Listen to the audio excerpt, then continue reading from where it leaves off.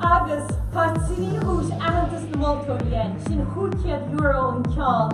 Tá ceáil na dúslí sin na gweilgatín cuman drámaíocht de choir sin na hoscaile curca agus cinéadúna cinéad tá siúd san iad hainfire nó láidir am an scrúdiche go choráin am event na hálín scrúdiche sin na fátaí. Tá an cuman gréalach in teannacht olscail chahead bloglia tá dús €100 fáteach go siúd agus tá príomhí chonéala agus Rachel Walker in seo leis an dús ó bhhailú agus chuigí fáilte an búin.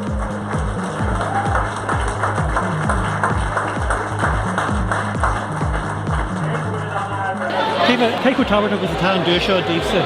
Áhfuil is antácht agus mar tugann sé ahantas gon obair le rinne mu an léana agus dagur mu an túfas imachtaí sóisialta a bhechar tú sannéiche imachtaí lá le cosú le lé agus i lehéid agus bhí fáilisiú idir leabhar an im léana scaáin agus bin imachthmhór agus tasúlanga leanfaí lei sin a mar thug sé deis go scríbneoirí an cholaiste scoil scríb as gailge. Agus is stóí seachtain na gailge imachtaí effigiúla mar sin so ahantas é. Ó cúcáidir bheith leis an dúis mar cogur méid seo ar bhain sin soltá san líad? Áhain. Gur míle mága. Gur mágad é.